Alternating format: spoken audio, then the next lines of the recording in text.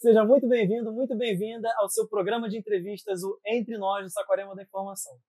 E hoje eu trago um assunto super relevante para vocês, uma pessoa muito especial aqui para mim, e a gente vai falar sobre pais especiais, filhos atípicos. E a gente vai trazer esse tema porque tem crescido muito, né, doutora Tiara? Sim. Os diagnósticos de crianças atípicas, especialmente crianças com autismo. E eu, particularmente, trago esse tema porque vivo isso. Meu filho é autista e eu gostaria muito de compartilhar com vocês informações que talvez possam guiar as pessoas que estão assistindo agora a uma informação rica, um conteúdo que possa ajudar, clarear e até mesmo trazer entendimento e compreensão para esse tema. E para isso, eu trago aqui a doutora Tiara.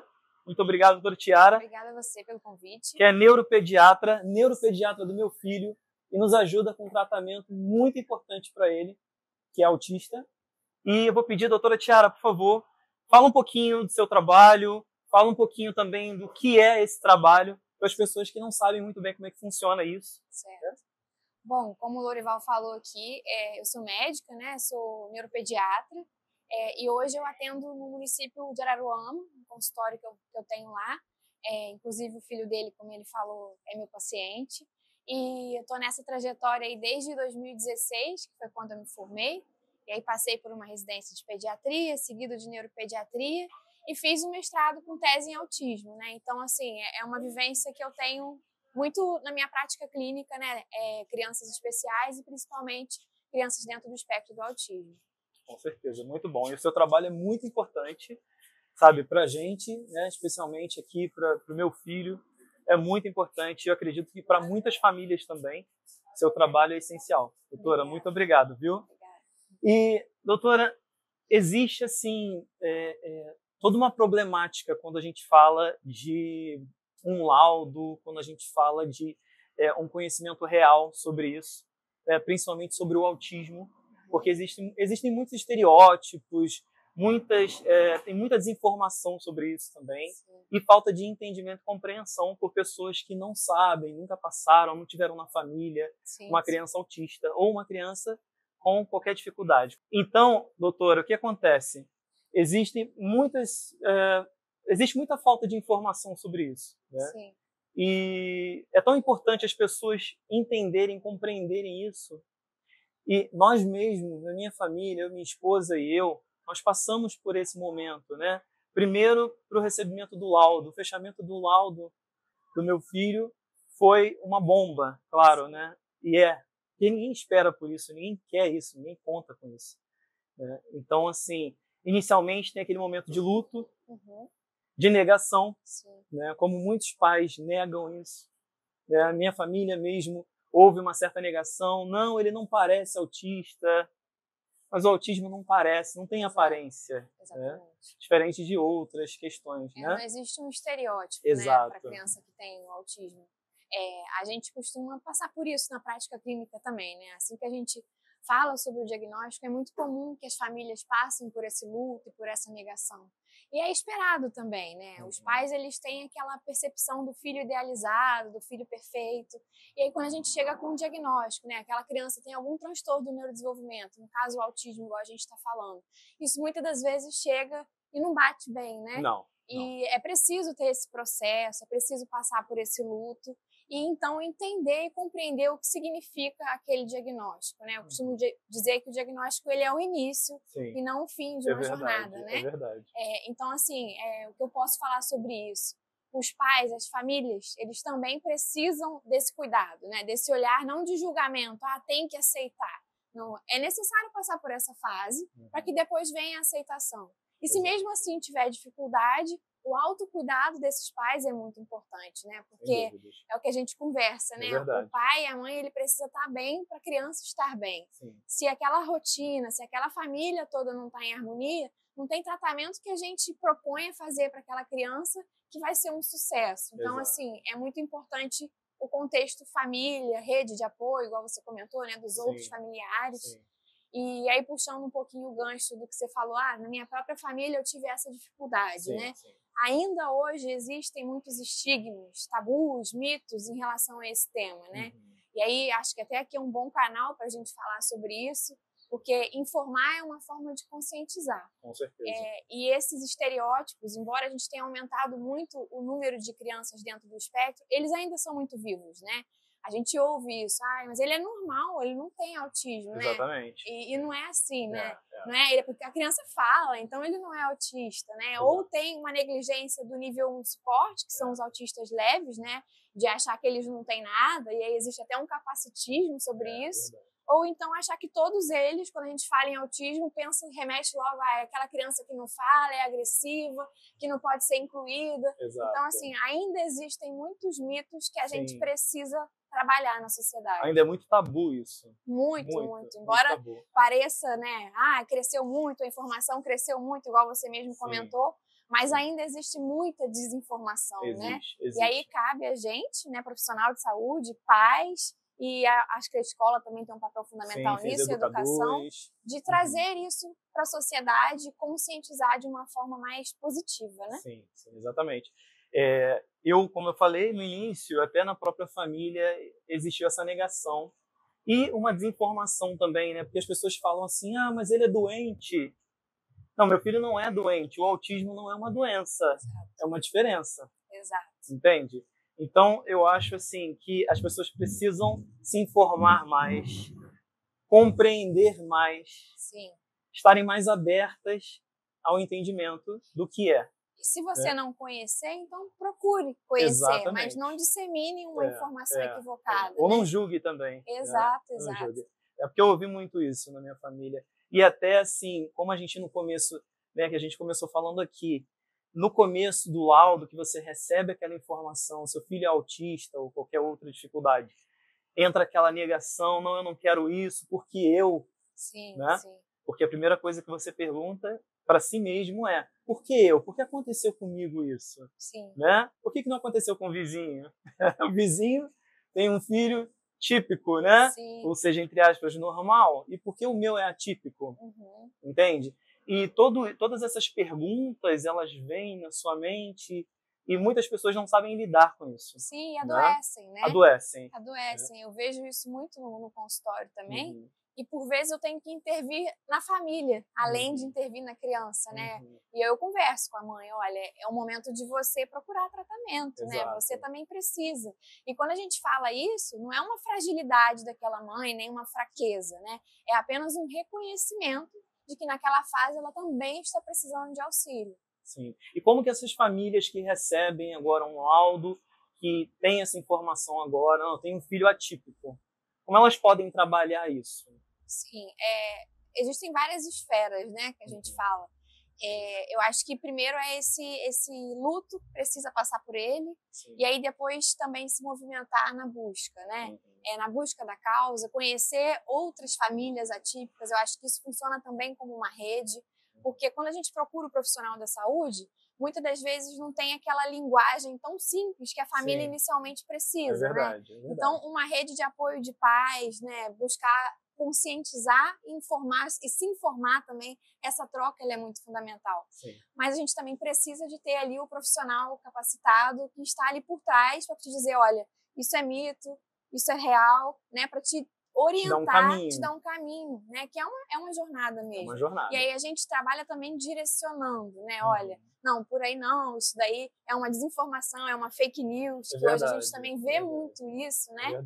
Embora tenha o ponto positivo da tecnologia, da informação ter se expandido, hoje eu até brinco às vezes com alguns psicólogos que a gente às vezes nada contra a maré, porque a gente tem que também lutar contra as fake news, né? As curas milagrosas, muitas coisas. Então, assim, é um processo, né? Que vai desde o âmbito familiar até os locais que aquela pessoa e aquela criança frequenta, seja terapia, escola, né, eventos. Então, assim, tudo tem que ir caminhando e é gradual, é um processo mesmo, não é rápido. Sem dúvidas, é um processo longo.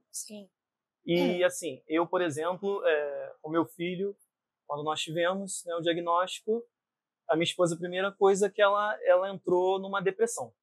né? Então ela sofreu muito, foram dias e mais dias chorando, e eu falei para ela, não é o fim, esse é o começo. Exato. Né? Porque não é o fim, né? Sim, é o começo de uma jornada, longa jornada, sim. que você precisa se preparar. Ninguém está preparado para isso. Não tá. Mas você precisa se preparar, porque aquela criança, ela precisa de você. Sim. Né? E aí É entra difícil. muito naquilo que a gente conversou inicialmente, é verdade. né? Você, o cuidador, Sim. o pai e a mãe, ele precisa estar bem, para a criança também ficar bem. É verdade. Né? Então, às vezes, a gente, enquanto pais, a gente prioriza muito a saúde dos filhos, né? E a gente negligencia a nossa. Com certeza. Mas é fundamental que esse cuidador também esteja bem, senão a gente não consegue ver progresso, né? É verdade. E aí, quando passa essa fase, por exemplo, eu digo pela minha família, pela minha experiência própria, minha esposa começou a procurar em todos os lugares informações. E agora? Sim. E aí existem essas desinformações, né, curas milagrosas. Ela começou a buscar e eu falei, não, peraí, não é por aí. Né? Sim. Algumas coisas a gente precisa filtrar, entender. Tem até profissionais que falam coisas que não fazem sentido. E aí a importância da gente procurar o profissional que é capacitado. Ideal, né? Profissional certo. Exato, né? Igual assim, a gente falou inicialmente da minha trajetória um pouquinho, né? Ser neuropediatra, né? Fazer essa formação que traz essa bagagem para mim também, né? Para que eu possa hoje te dizer, olha, isso é real, isso não. Também é uma responsabilidade, né? Sim, e a gente grande, tem que estar ali sempre se atualizando. É e hoje a gente trabalha muito no que a gente chama de medicina baseada em evidência. O que é isso? Né? A gente tem respaldo, né, em vários estudos assim, respeitados, onde a gente pode confiar e dizer, olha, esse caminho aqui deu certo, já foi estudado sobre isso daqui não. Então a gente consegue afunilar a informação para passar para as famílias. Isso também é um papel da gente, né? Eu falo isso porque às vezes a gente fala assim, mas saiu no artigo, né? Acha que está no artigo é uma fonte super confiável. Sim.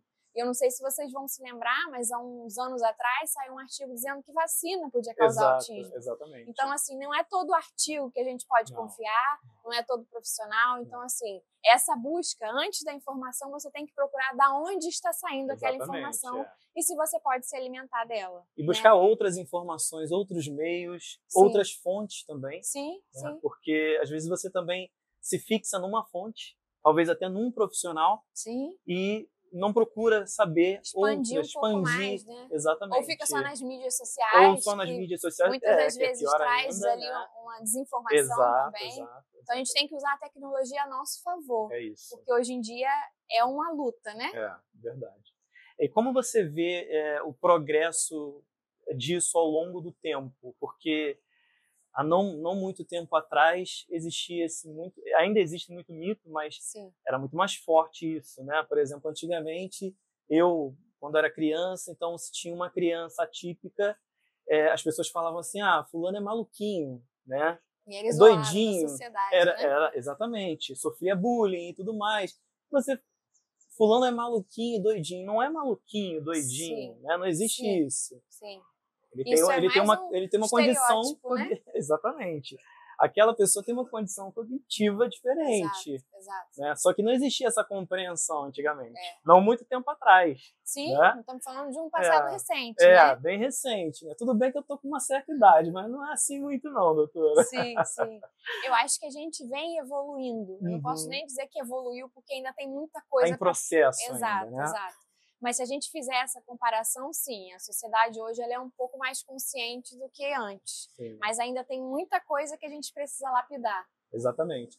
E assim, até a questão do diagnóstico do autismo também, ele precisa passar, como a gente falou, por um profissional qualificado para isso, que é um neuropediatra. Sim, né? ou um psiquiatra infantil. Ou um psiquiatra também. Sim. Porque muitas pessoas pensam assim, qualquer pessoa pode dar o diagnóstico, qualquer profissional, qualquer médico. Não é qualquer médico também.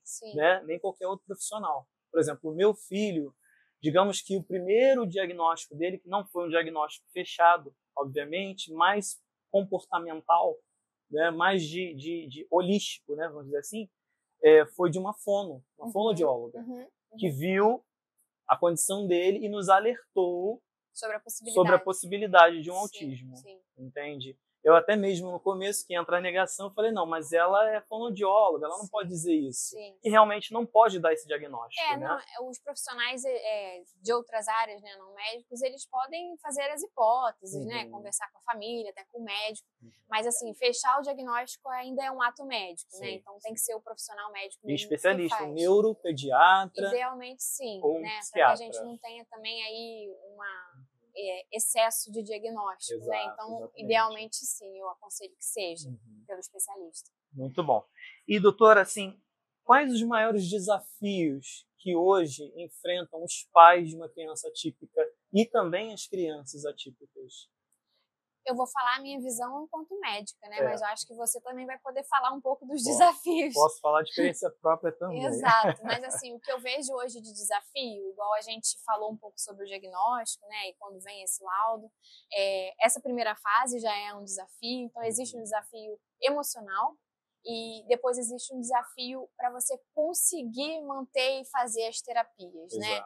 O acesso às terapias ainda é um desafio para gente. Verdade. Tanto na rede privada quanto na rede pública, né? Porque quando a criança sai com laudo e com aquele plano que a gente faz individualizado para aquele indivíduo de intervenção, muitas das vezes os pais não conseguem seguir porque não conseguiu o profissional qualificado, principalmente no interior, né? A gente tem essa dificuldade um pouco maior. Ou então não conseguiu a carga horária que gostaria.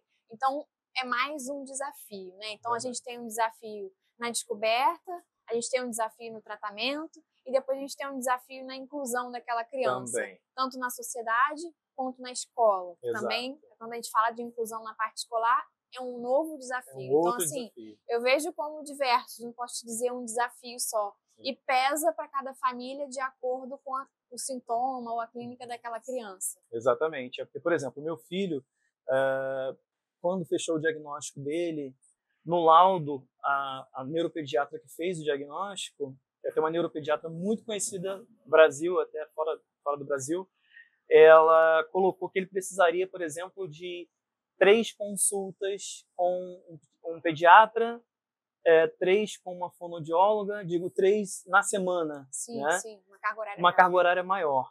E a gente não conseguiu isso aqui. Sim. Né? Nem pelo plano, nem fora do plano. Sabe? Então, assim, no começo foi muito investimento financeiro nele, né, em todas essas terapias que ele tem necessidade. E depois nós conseguimos pelo plano de saúde, mas ainda está aquém da necessidade dele. Sim, então eu acho que é um grande desafio, é um desafio. Né, de resiliência para os pais também, de buscar e não desistir, porque são vários nãos antes de você receber um sim, né? Muito. Eu acho que é um grande desafio essa parte de manter o tratamento, né? Sim. Muito difícil, mas porque assim... não é a curto prazo também, né? Não. Você não tem, na verdade, você não tem um prazo para isso. Exato. Não é como uma fisioterapia que você faz e você sabe que em 10, 20 sessões, tudo bem, você vai ter o seu problema resolvido. Não é assim. Não, é para a vida. Às vezes precisa, inclusive, adequar as expectativas nesse sentido, né? Porque quando a gente fala de terapia, é uma resposta a médio e longo prazo, né? Não é igual, tô com uma dor de cabeça, tomei uma Novalgina, 40 minutos depois resolveu, né? É algo que a gente vê o progresso, né? A resposta está no processo. Exatamente. E uma outra questão também, doutora, é em relação à inclusão escolar. A sua opinião, você acha que as escolas, o sistema brasileiro está preparado para incluir essas crianças atípicas, essas crianças com necessidades especiais, ou não ainda? Eu acho, assim, a gente teve um avanço nesse sentido também. Existe uma política de inclusão que vem desde 2015, mas o arcabouço ele até está um processo mais evoluído, mas na prática a gente vê isso bem aquém do que a gente gostaria, né? E aí, tanto no serviço público quanto no privado, então assim, minha resposta seria não, ainda não chegamos no ponto que a gente gostaria de inclusão, né? Porque vai muito além de só capacitar os profissionais que estão ali, muito além da estrutura daquele lugar. Então, assim, a gente está caminhando, mas ainda não vejo uma inclusão muito eficiente no nosso país ainda não. Tem muito caminho ainda para percorrer para se tornar a gente está engatinhando ainda. Está engatinhando ainda. É um caminho longo ainda, né? Eu acredito que sim. Eu vejo porque muitas escolas, até privadas mesmo, que se dizem escolas inclusivas, ainda não são inclusivas. Sim, sim. Entende? Existe muito marketing sobre isso, que diz, não, há inclusão, nós aqui fazemos todo o processo de acolhimento e tal, mas não está ainda a gente nessa precisa fase. que as políticas públicas caminhem mais depressa, né? A gente teve uma expansão aí diagnóstica, então, Exato. assim, é preciso ter mais investimento nessa área, né? Na capacitação desses profissionais, né? Isso ainda está aquém do que a gente gostaria. Com certeza, muito aquém, a gente tem muito que melhorar ainda. Sim, sim. Né? Agora, uma outra pergunta é o seguinte, atualmente a gente vem vendo isso, assim, um aumento muito grande de diagnósticos de crianças autistas, principalmente autismo, né, TDAH e tudo mais. Qual é a sua visão sobre isso? Por que a gente está tendo tantos diagnósticos? Por que esse aumento de diagnósticos de crianças autistas ou TDAH ou outras questões também? Falando um pouquinho do autismo, né? Porque são justificativas um pouco diferentes para cada transtorno. A gente percebeu que sim, existiu uma expansão diagnóstica, né? A gente tem a última estatística, ela é de 2020, é da CDC, é um dado americano, a gente não tem essa estatística no Brasil, que é de 1 para 36, ou seja, houve um incremento nas últimas 2 décadas importante no diagnóstico de autismo. No Brasil? Não, esse é americano. A gente não tem uma estatística brasileira. Sim, entendi. Né? Então, nos Estados Unidos, uma criança, 36, uma tem um diagnóstico. Exato. Isso já foi bem menor, essa proporção. Então, assim, cresceu o número de diagnósticos e a gente vê isso na prática também, né? É verdade. E, assim, a justificativa, ela não é única. A gente diz que ela é multifatorial. Sim. Além de hoje a gente conhecer mais sobre o autismo e os critérios estão muito mais definidos para o diagnóstico, que já ajudaria nessa expansão. Com certeza. Hoje em dia a gente tem outras percepções, né? Por exemplo, a deficiência intelectual, muitas das vezes ela tinha um diagnóstico separado, hoje a gente vê que isso pode ser incluído dentro do autismo. Então a gente tem a sobreposição diagnóstica. Síndromes genéticas, né? Por exemplo, a síndrome de Down. Ela também pode ser incluída, né? Ou seja, uma criança com síndrome de Down pode ter o TEA, que antes era uma coisa diferente. Era separado. Exato, eram duas, né, situações diferentes. Hoje a gente tem isso dentro do mesmo diagnóstico. Então, houve uma expansão, sim. As justificativas que a gente tem hoje são essas, né? E tem um fator que a gente não pode deixar de dizer, que é a epigenética, né? O quanto o ambiente está influenciando na genética. E isso tem vários estudos em andamento falando sobre isso, como uma principal, né? Ou uma das principais causas para esse incremento também no diagnóstico. Com certeza. E falando em diagnóstico, como que os pais de crianças especiais, atípicas, eles podem conseguir um diagnóstico confiável e talvez até precocemente? Existe essa possibilidade? Porque existe uma idade mais ou menos certa para um diagnóstico, para fechar um diagnóstico, né? Porque não se fecha um diagnóstico de uma criança, de um bebê, por exemplo. Não. Né? E como que esses pais podem conseguir um diagnóstico mais precoce possível para entrar com uma intervenção já de terapias e tudo mais? Inclusive, hoje a gente fala muito em intervenção precoce, né? Porque, como eu falei inicialmente sobre evidência científica, uma forte que a gente tem é sobre isso. Quanto mais cedo aquela criança tiver a sua intervenção, melhor o prognóstico, ou seja, a evolução dela ao longo do tempo. Então, mais do que a busca do diagnóstico, que eu costumo orientar hoje, tem atraso, tem dificuldade, já vamos trabalhando. Nesse percurso a gente vai, né, montando ali o quebra-cabeça e vai fechando o diagnóstico. Mas no processo a gente não está parado, né? Então a intervenção ela já está acontecendo. Mas sim, a gente não faz o diagnóstico em bebês porque a gente precisa de critérios e, por exemplo, a comunicação e a linguagem, que são essenciais para o critério de diagnóstico de autismo, num bebê a gente não consegue definir isso tão bem. Então a gente espera um pouquinho mais, né? A gente fala em diagnóstico precoce quando ele é feito até os 3 anos, pelo menos. Mas quanto mais cedo, melhor, com certeza. E a intervenção ela é baseada de acordo com o diagnóstico muitas das vezes, isso em relação às terapias, né? As modalidades terapêuticas, né? A gente tem uma modalidade terapêutica que é melhor para o TDAH, tem uma que é melhor para o autismo, tem uma que é melhor para a dislexia, tem outra que é melhor para a apraxia. Então o diagnóstico ele vem nesse sentido de direcionar a intervenção, mas não significa que ela não possa acontecer antes dele. Sim. E o diagnóstico também é muito comportamental também, né? Sim, Da sim. criança. É um Do diagnóstico que a gente atípico. chama de clínico, É né? clínico. Sim, não tem Uhum. exame. Vou Ah, sim. fazer um exame para poder ver se ele tem Uhum. autismo, né? Não, é uma análise clínica. Sim. Por isso que a gente fala a importância de você ter um profissional habilitado para fazer essa análise. Porque se é o olho clínico, né, do examinador que vai definir isso, então tem que ser alguém que tem alguma experiência em comportamento, em neurodesenvolvimento, né? E aí, essa também é uma outra dica importante, né? Da procura, onde ir, onde buscar. Do profissional certo. Sim, Sem faz dúvidas, diferença. Sem dúvidas. Procurem a doutora Tiara, viu? Doutora Tiara Boechat, ótima profissional. Obrigada.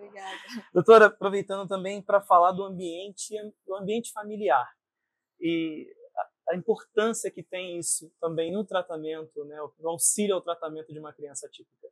Porque não é só buscar terapias, não é só colocar numa escola inclusiva, mas existe um ambiente familiar que tem que propiciar àquela criança um crescimento saudável também. Com certeza. Isso para todos, né? Para todas, né? Típicas e atípicas. Exatamente. Mas nas atípicas isso tem um peso um pouco maior, porque a gente fala um pouco sobre as rotinas, né? Sobre a previsibilidade daquelas rotinas e o quanto isso organiza essas crianças e as famílias também.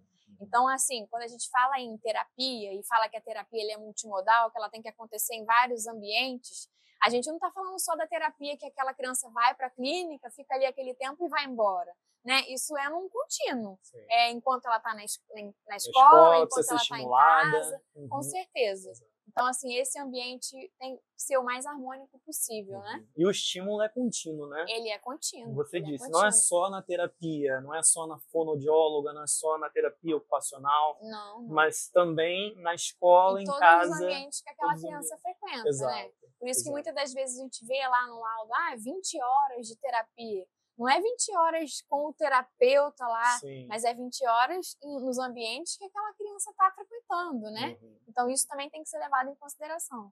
Com certeza. E falando um pouquinho de tratamento também, quais os tratamentos hoje mais recomendados, vamos dizer, para crianças autistas? Certo. Né? Crianças que têm dificuldade de comunicação, ou questões de, por exemplo, a gente sabe que uma criança autista, um autista, ele tem as suas peculiaridades, né?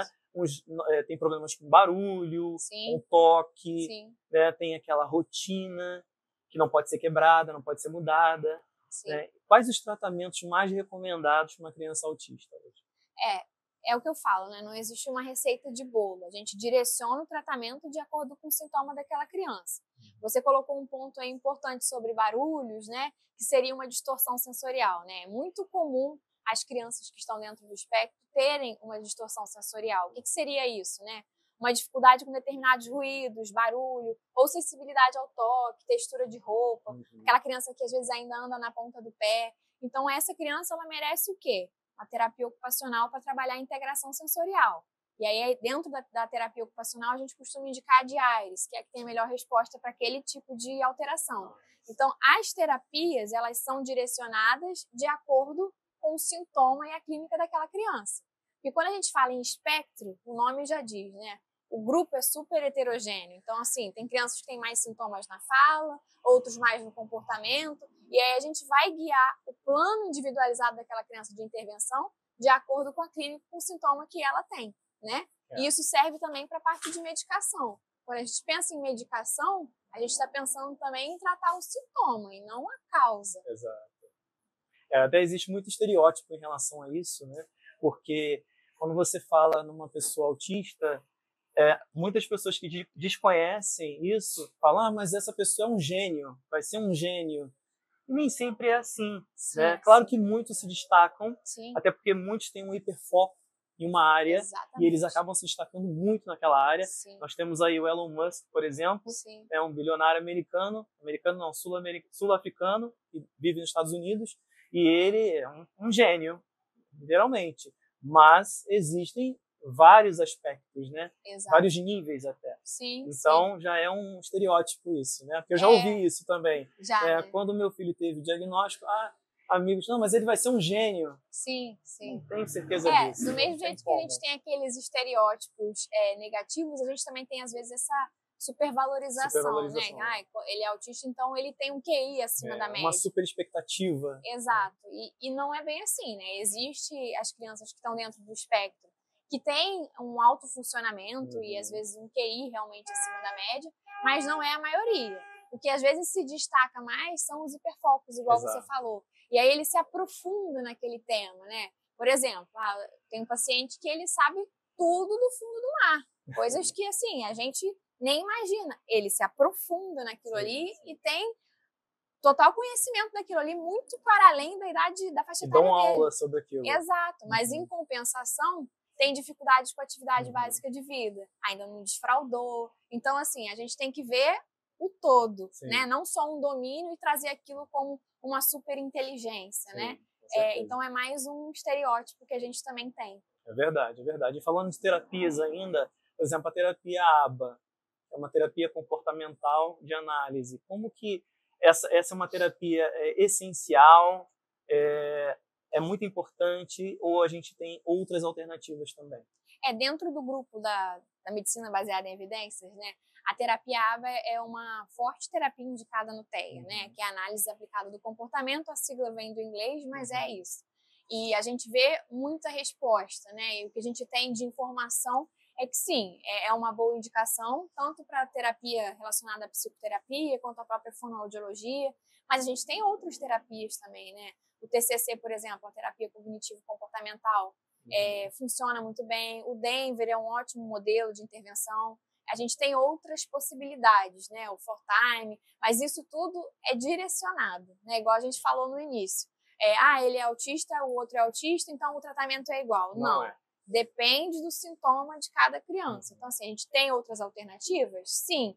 Vão ser aplicáveis? Depende. Então, tudo isso a gente precisa direcionar, né? Cada um é único mesmo. É muito singular. Muito singular. Muito singular.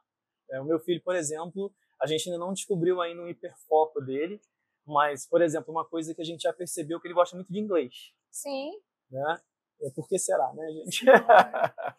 O pai é professor de inglês e acaba gostando, né? A gente não sabe se é por uma influência ou se é um hiperfoco começando a aparecer. Se é uma influência, alguma coisa. Mas, assim, eu tento não influenciar ele, assim, para as escolhas dele. Sim, né? sim. Eu deixo ele muito à vontade para as coisas que ele gosta de fazer. Sim. Mas eu já vejo que há uma tendência para isso, para línguas. E é uma tendência, ele gosta inclusive, muito. comum no espectro, sabe? Às vezes a gente vê aquela criança começa a falar o inglês antes de falar a sua língua nativa. Exatamente. Né? É até uma característica. Ou então aquela criança que conhece o alfabeto, sabe todos os números, mas ainda não fala muito bem, né? A gente tem como se fosse uma anarquia ali do neurodesenvolvimento. Isso também é comum no espectro, né? Sim, sim, com certeza. Aí uma vez falei pro meu filho assim: meu filho, papai te ama, tá? Eu te amo. Aí ele falou, I love you. Aí eu fiquei assim, o pai ficou bobo na hora, né? Claro, claro. Mas eu falei, nossa, ele falou I love you. Sim. Quer dizer, ele aprendeu algumas coisas, algumas palavras no inglês que no português ele não tinha aprendido ainda. Ou seja, ele fez o que teoricamente seria mais difícil. Exato. Mas é o que ele tem preferência. É verdade, é verdade. Agora, esse acolhimento familiar e escolar é muito importante também. Né? Com certeza. É uma coisa, por exemplo, que nós tivemos nas escolas que meu filho passou, foi um acolhimento muito, muito importante para ele e para nós. Isso faz toda a diferença, né? Você como pai pode até falar. Muito, muito importante. Sim. Porque, como a gente falou lá no início, existe muito estereótipo, existe ainda muito preconceito e existe não só desinformação, mas também o medo das pessoas também. Sim, né? sim. As pessoas têm medo de chegar perto, de se relacionar. Por conta dos tabus, Por conta dos tabus. E aí você acaba excluindo, em vez Exatamente. de incluir, né? Acaba, sem querer, sim, excluindo aquela criança, aquela pessoa. E aí eu acho que, assim, eu digo nós porque eu, enquanto profissional de saúde, você, enquanto pai atípico, tem também essa missão, né? De trazer essa informação, de conscientizar a sociedade sobre isso. E é um trabalho, assim, de formiguinha, mas se cada um for fazendo a sua parte, isso vem crescendo. E eu vejo isso crescendo, né? Eu sou otimista nesse sentido e eu acho que a gente tem que ser. Temos que ser, com certeza. E isso também faz a diferença, né? Porque aí você começa a ser como é que eu vou dizer, defensor da causa. Exato. Né? E aí você começa a disseminar informações, mas informações de qualidade, porque você já está ali naquele caminho, já sabe, já passou pelo filtro, já passou pela negação, já está já no processo mais avançado, né? E aí você consegue ser aquela rede de apoio, de repente, para aquele pai que acabou de receber o diagnóstico. Exatamente. Né? Então, é um ciclo que eu acho que funciona muito bem. Um ciclo bom. Sim, importante, sim. E importante ser incluído também na escola. Exato, né? exato. Mais campanhas, eu acho que isso falta um pouco, né? Essas políticas públicas para isso? Também. A gente vê muita campanha sobre muita coisa importante também. Mas transtornos do neurodesenvolvimento eu vejo muito pouco, né? Eu acho que você também, né? Sem dúvida. A gente falando de autismo, de TDAH, dislexia, a gente não vê muito falando sobre isso, né? Não. E é tão importante e tão comum que deveria ser mais difundido. Muito comum, cada vez mais comum. Sim, né? sim. Existem hoje adultos recebendo diagnósticos. De forma, às vezes, tardia, né? Tardia. Sim. Né? Isso é muito comum no consultório também, porque às vezes a gente faz o diagnóstico da criança, aí ou o pai ou a mãe começa a pensar, gente, mas eu era assim, será mas que... eu tenho isso. Isso também a gente tem que, olha, calma, né? Não é bem assim também. Verdade, porque também existe muito... O autodiagnóstico, né? Que também não é por aí. Senão muita a gente banaliza, né? Exato. Muita gente hoje dizendo assim, eu tenho TDAH. Mas aí eu pergunto, se a pessoa recebeu um diagnóstico de um profissional competente para isso? Sim. Ou ela se auto-intitulou TDAH? Isso também está muito comum, Tá muito comum hoje, né? Parece que virou uma modinha dizer, não, eu tenho TDAH. Sim. Mas muita gente que diz isso nem sabe o que é de verdade. Exato, né? e nem se tem, né? Exatamente. E aí a gente tem o que eu falei, né? A banalização do diagnóstico. O que é muito ruim, porque quem realmente tem e quem realmente precisa também é banalizado. É verdade. Né? Então, isso precisa ter mais responsabilidade. A sociedade precisa ser mais responsável nesse sentido. Com certeza. A gente está falando de um transtorno, né? Não é uma característica assim, eu tenho um olho azul. Não, eu tenho um transtorno de déficit de atenção e hiperatividade. Exatamente. Eu tenho transtorno do espectro autista. Né? E não é uma doença e não tem cura. Sim, exatamente. É isso também, né? Então, essa conscientização é uma tarefa que a gente vem fazendo e que é muito importante, mas que a gente precisa de mais braços. E precisa trabalhar mais ainda. Com certeza. Estamos engatinhando. Também. A gente precisa evoluir muito nessa compreensão. E eu acho que o mais importante é ter essa compreensão, é ter o acolhimento dessas pessoas, dessas crianças, de todas as formas, pela sociedade, pelas escolas, pelo sistema, pelas empresas, né, de todos. É muito e principalmente importante. Pelas políticas públicas, principalmente pela... É isso aí. Porque eu atendo crianças, né? Mas a preocupação e o futuro, quando eu não estiver mais aqui. Exato. Então, assim, a gente precisa que isso também esteja mais... Belo Horizonte tem uma política pública sobre isso, né? Onde o governo ficaria responsável, por exemplo, se aquele pai ou aquela mãe faltasse. Mas isso não é uma realidade que a gente vê no Brasil e nem se ouve falar muito sobre isso. Mas é uma preocupação que eu vejo muito do consultório também. Então, a gente está engatinhando também nesse sentido. Mas é algo que é para ontem. Verdade. Né? Porque a gente já tem muito diagnóstico de adolescente também. Então, assim, tem uma certa... não diria urgência, mas uma certa necessidade de que isso aconteça. Sim, é uma dor muito grande de pais, né, principalmente os pais que realmente são responsáveis quanto a isso, de que qual vai ser o futuro do meu filho, principalmente se eu não estiver, se eu faltar, né?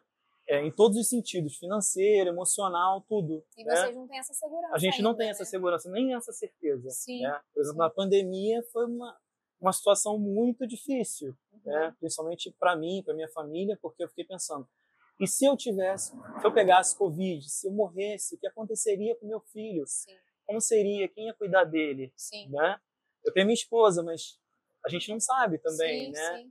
E a pandemia, interessante você falar isso, porque ela trouxe essa fragilidade ainda mais em evidência desse grupo, né? Foi até minha tese de mestrado, né? Eu falei um pouco sobre isso. E a gente percebeu que as crianças dentro do espectro, elas sofreram muito mais.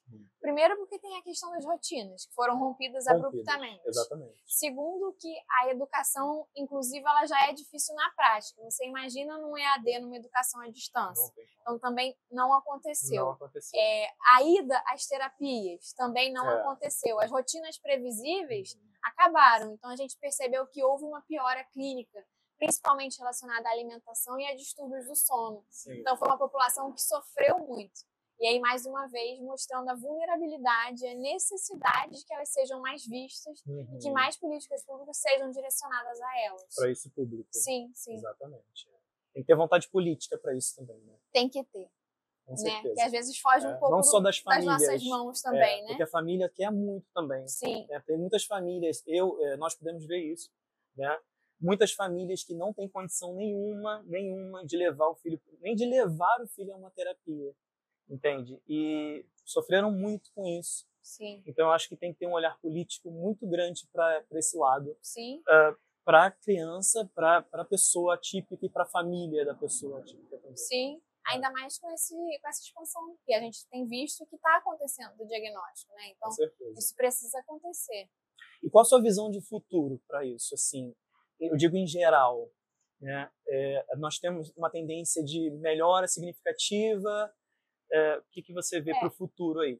Igual eu falei com você no início, eu sou otimista, né? Então, assim, eu acredito que sim. Igual quando falamos no início que antigamente ainda os tabus e a conscientização era muito maior, isso já foi amenizado. Eu acredito que a gente desse engatinhar, a gente pode andar e daqui a pouco começar a correr. Ótimo. Então, assim, eu sou otimista nesse sentido, mas eu acho que a gente precisa informar mais, porque até quando você vai reivindicar um direito ou pedir por alguma coisa, você tem que ter uma bagagem para poder pedir aquilo ali. Tem que ter base para pedir. Tem que ter também. base, exato. E aí, a parte de informar, né? Eu sempre falo, informar é conscientizar, informar é conscientizar. Então, se a gente tem uma população mais consciente, a gente consegue também ir atrás dos nossos direitos com mais facilidade. Então, assim, eu sou otimista nesse sentido. Acho que a gente tem um futuro que teremos menos dificuldade, mas a gente precisa se mexer, né? Sair desse ponto de só esperar. Isso eu falo como profissional de saúde, educação, pais atípicos, todo mundo precisa trabalhar para que a causa tenha esse caminho melhor, né? Eu penso assim. Muito bom, doutora. Muito bom, muito obrigado aqui por esse bate-papo tão esclarecedor. E eu vou pedir mais uma coisinha, senhora. Sim. Fala com o pessoal agora que está aqui assistindo a gente, aquele pai, aquela mãe de uma criança atípica, especial, que precisa dessa informação, que precisa até de uma conscientização. Sim, sim. Para que essa pessoa busque a informação correta. O que a senhora diz para eles? Eu acredito, sim, enquanto pais, né, se já recebeu esse diagnóstico ou se tem essa suspeita, procure sempre fontes de confiança, né? E o que seriam essas fontes de confiança? Muitas das vezes não é o que a gente vê no Instagram, no TikTok. Na dúvida, se existe um diagnóstico, se existe essa possibilidade, procure um profissional que está habilitado para te dar essas respostas, né? Divide isso com outras famílias que, de repente, já têm o diagnóstico, já têm essa bagagem. Essa troca ela é muito importante inicialmente, né? E não só uma busca pelo diagnóstico, mas uma busca por intervenção. Quanto mais precoce, melhor o resultado. Então, antes de fechar o diagnóstico, aquela criança tem algum atraso, por exemplo, atraso de linguagem, a gente já tem indicação de fazer fono. E aí, o diagnóstico ele vai ser construído, esse quebra-cabeça vai acontecer ao longo do neurodesenvolvimento. Mas o que eu poderia dizer assim, resumindo, né? Busquem informação, mas informação que tenha consistência, que tenha base. Cuidado com as informações tendenciosas ou milagrosas. As fake news estão aí também para confundir. Com certeza. Essa busca é o primeiro passo. Buscar uma informação consciente. E aí você se conscientiza da maneira correta. Certíssimo, doutora, certíssimo. Eu acho que, resumindo, busque a informação certa, com um profissional certo, habilitado para isso. Certo. Né? E a intervenção, quanto mais cedo, melhor. Sim. Ou seja, se você viu já, você mesmo, holisticamente, viu que seu filho tem uma certa dificuldade em alguma área, seja na comunicação, seja no comportamento, seja no toque, qualquer situação, busque um profissional para te ajudar. Exato, não é isso? Exato. Porque o quanto mais cedo, melhor. Para o seu filho, para você, para todos. Com certeza. Né? E aí é até importante, só para a gente finalizar, falar um pouquinho do pediatra. Ah, sim. Né? Porque, em teoria, o recomendado é que até 1 ano de idade aquela criança vá pelo menos uma vez no mês ou a cada 3 meses, segundo o Ministério da Saúde. Mas ela vai de uma forma frequente. No 2º ano de vida, isso também precisa ser frequente. Isso é para todos, independente de suspeita se é atípico ou não. E aí, nessa fase, se aquela criança já está indo ali, o próprio profissional, que é o pediatra, ele já vai conseguir te orientar. Olha, eu acho que é o momento de você procurar alguém nesse sentido. Então, assim, o básico também precisa ser feito. Sim, né? sim. E o básico que eu digo é a puericultura, né? A pediatria. E isso a gente, às vezes, também vê a negligência nesse sentido. Ah, não precisa, vai só depois de ficar doente. Então, uma orientação para trazer também para os pais é essa, né? De fazer o segmento daquela criança. Sim, uma busca constante, uma frequência Sim. e para um profissional de qualidade também. Coisa que a gente às vezes não precisa enquanto adulto, né? Ser tão pertinho. Mas enquanto você está ali naquele boom de neurodesenvolvimento, é o recomendado porque é muito importante. Com certeza, né? Com certeza. Então, o básico precisa também ser bem feito, né? Com certeza, sempre. Muito obrigado, doutora, obrigada por essa conversa. Obrigada pelo convite. Espero ter ajudado vocês aí a informar e conscientizar um pouco mais, né? Muito importante o seu trabalho, viu? Obrigada. E para você que está assistindo aqui o nosso programa mais uma vez, eu quero agradecer a audiência e dizer para você que tem um produto, um serviço, uma empresa que queira divulgar aqui no nosso canal, no nosso programa Entre Nós, entre em contato com a gente, faça a divulgação do seu produto, do seu serviço e tenha uma visibilidade ainda maior, ok? E, gente, não percam os próximos episódios, porque, cá entre nós tem muita entrevista boa, muita gente boa de qualidade para falar para vocês e dar muita informação e conhecimento. Então, vem com a gente. Até logo.